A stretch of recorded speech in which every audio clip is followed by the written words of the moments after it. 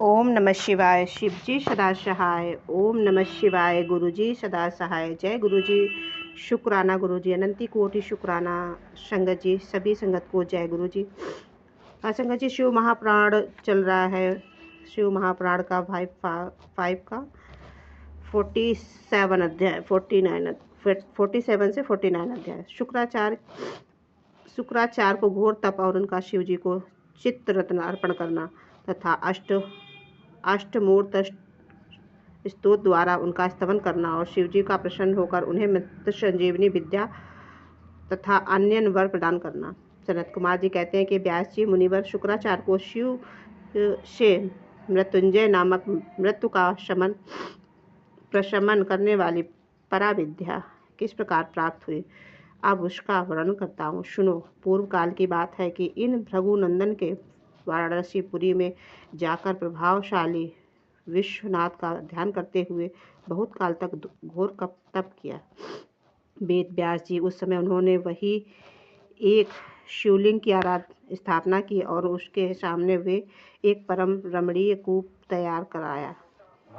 फिर प्रयत्न पूर्वक उस देवेश्वर को 1,00,000 बार चार प्रसंग से बहुत से सुगंध द्रव्यों से स्नान कराया और फिर 1,000 बार परम प्रतीक पूर्वक चंदन, यक्ष, कंदर और सुगंधित उपटन का उस लिंग का लेपन किया। तत्पश्चात सावधानी के साथ परम पूर्वक राजचंपक, अमलताश और धतूरे, कनेर, कमल, मालती और कर्णी, कदम्ब, मौलश्री और उत्पन्न मालिका का चमेली, सतपति, सिंदूर बार और ठाक, बंदूक पुष्प, गुलदुपारी, पुंगनाग और नाग केसर, नव मालिका, बेल मोगरा, चिविकलिंग, कुंद और माघ पुष्प, मुच्च कुंद, मोतिया, मंदार और बेलपत्र, मूंगा, मरुव्रत, ब्रक, गठिया, मौना, दौना, अत्यंत सुंदर और अमल के पल्ला, तुलसी, देवजा, जसवासा, बृहस्पति पत्री, कुशाकु, नंदवर्त, अगस्त्य, साल, देवदारू, कचनार, कुरुबर और गुलखेड़ा, कुरवाकुर, कुरकंटक, कर्कशैला। इसमें प्रत्येक के पुष्पों को अन्य पल्लवों द्वारा तथा नाना प्रकार के रमणीय पत्रों से सुंदर कमलों के शंकर जी की विधिवत अर्चना की। उसे बहुत से उपहार समर्पित किए तथा शिवलिंग के आगे नाचते हुए शिव सहस्त्र नामक एवं अन्य शस्त्रों का गान करते हुए शंकर जी का स्तवन किया। इस प्रकार शुक्राचार्य 5,000 वर्षों तक नाना प्रकार के विधि विधान से महेश्वर का पूजन करते हुए, परंतु जब उन्हें थोड़ा सा भी वर देने के लिए अगहत होते नहीं देखा, तब उन्होंने एक दूसरे के लिए अत्यंत दुस्सह और घोर नियम का आश्रय लिया। उस समय शुक्राचार्य के इंद्रियों सहित अनेक मन के अत्यंत चंचला रूपी महान दोष को बारंबार भगवान रूपी जल से प्रक्षालित किया।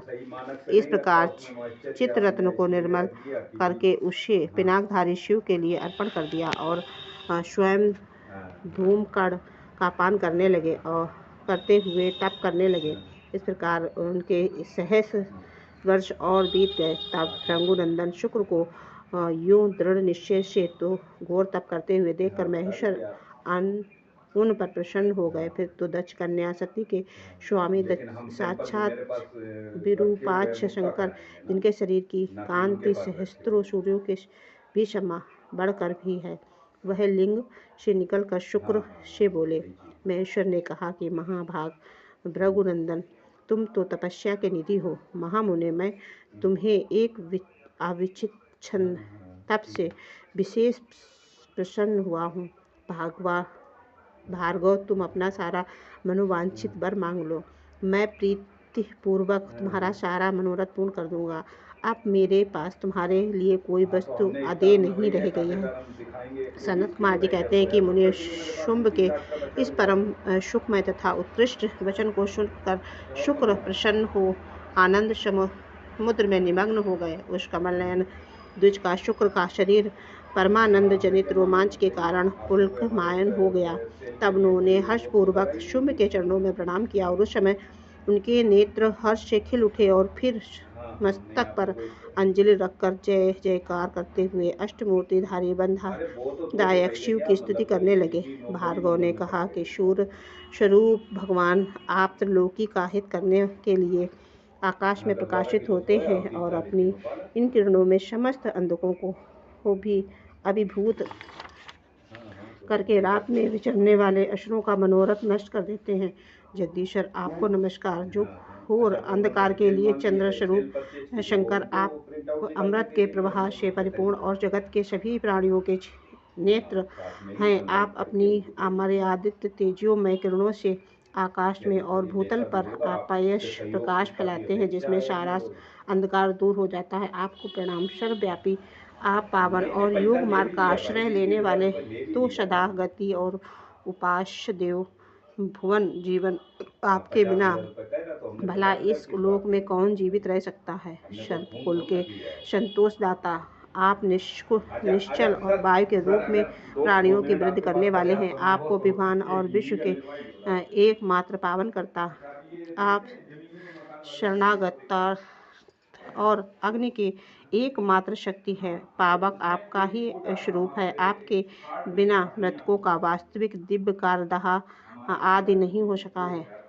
जगत के अंतरात्मा आप प्राण शक्ति के दाता, जगत स्वरूपा और पद पद पर शांति प्रदान करने वाले, आपके चरणों में सिर्फ झुकता हूँ। जल स्वरूप परमेश्वर आप निश्चय ही जगत के पवित्र करता और चित्त विचित्र सुंदर चरित करने वाले शिवनाथ। जल में आवाहन करने से आप विश्व को निर्मल एवं पवित्र बना देते हैं। इसके लिए आपको नमस्कार। आकाश स्वरूप ईश्वर, आपके आगमन प्राप्त करने के कारण यह विश्व बाहर है और भीतर विकसित होकर सदा स्वभाववश श्वास लेता है, अर्थात इसकी परंपरा चली रहती है। अतः इसके द्वारा यह संकुचित भी हो जाता है, अर्थात नष्ट हो जाता है। इसीलिए दयालु भगवान, मैं आपके आगे नतमस्तक होता हूँ।